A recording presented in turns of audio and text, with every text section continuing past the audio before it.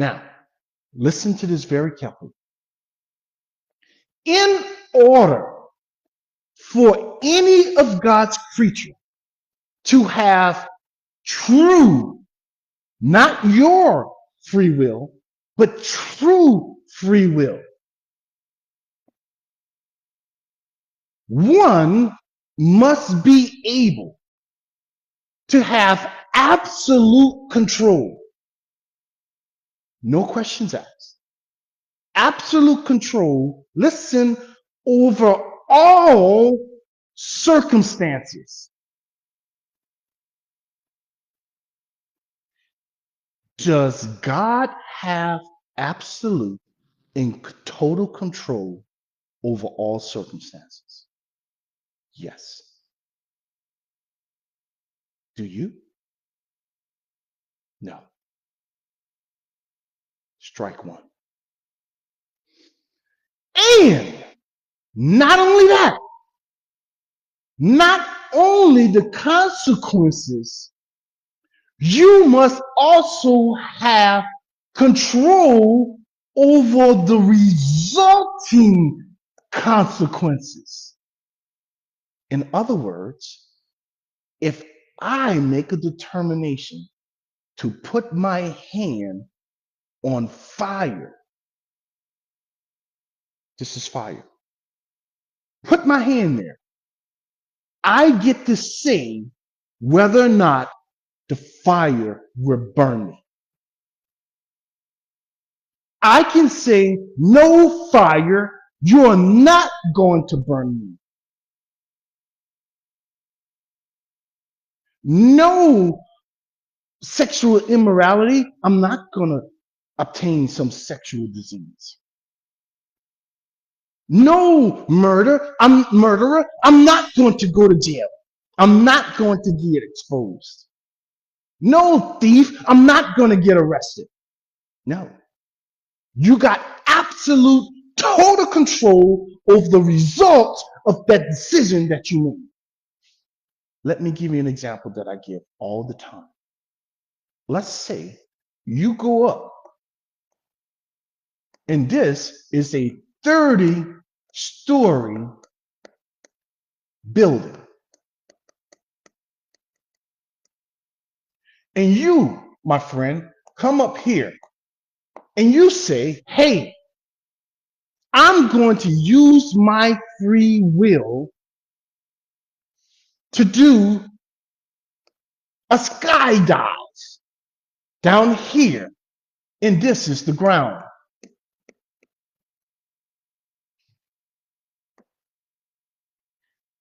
That's the ground.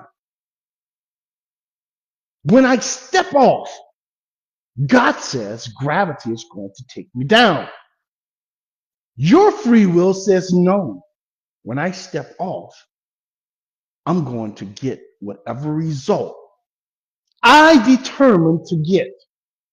God says no. You says yes. You say yes. God says if you step off that building, you are going to come down. And the results of what happened to you when you hit the ground, you have no choice. You have no say-so. You can't change it. Once you make the decision to step off that 30-story building, your free will come to an absolute and total conclusion. Nothing you can do after that.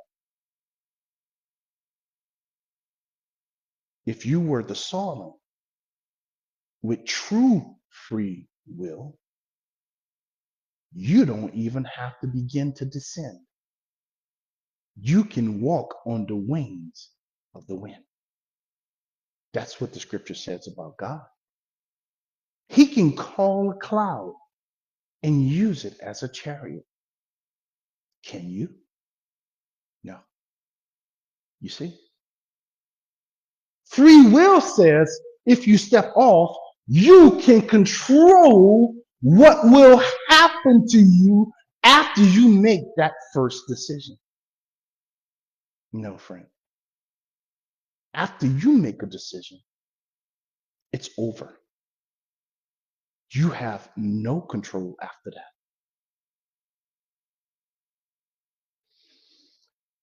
you cannot do what? Predetermine. God, throughout the book, says that he predetermined everything. Go read what Peter said to the Jews, that God predetermined that by their hands Jesus would die. Then God predetermined that he would raise Jesus from the dead. So did they do it? Yes.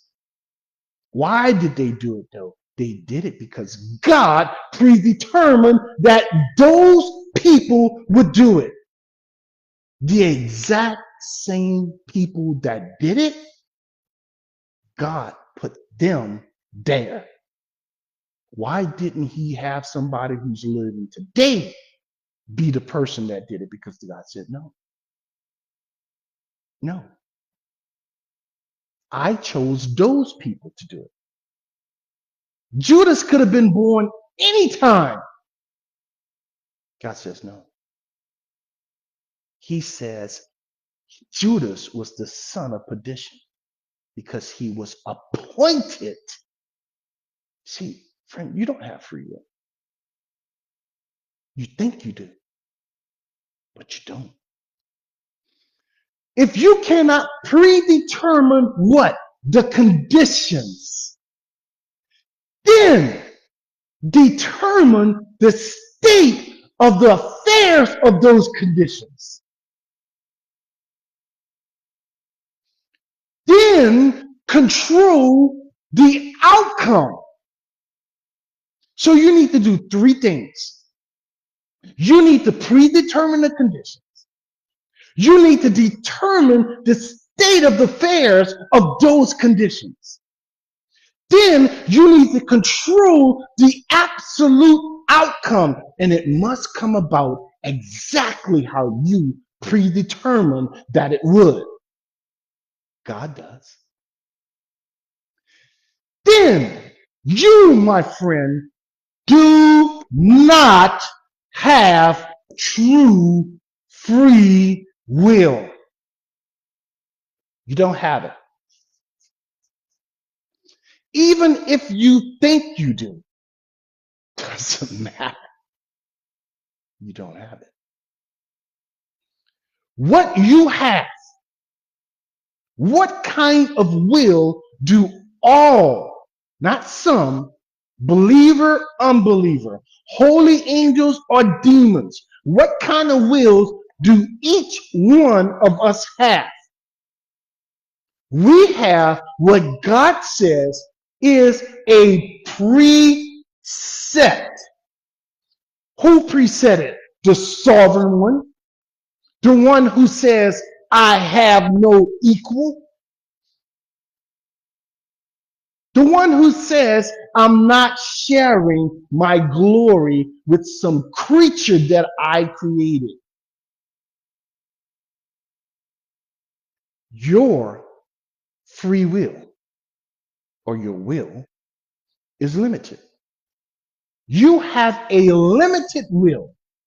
And even that limited will is governed by the predetermined, the determined, and sovereign word of the Almighty Most High God.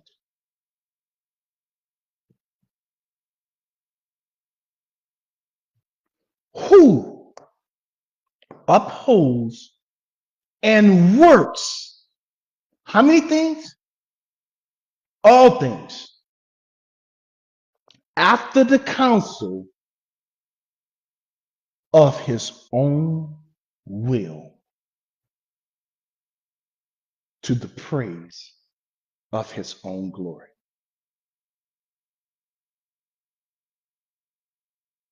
So here's a question. Do you still think and believe you have true free will? Friend, you're fooling yourself. That's not what the Bible teach.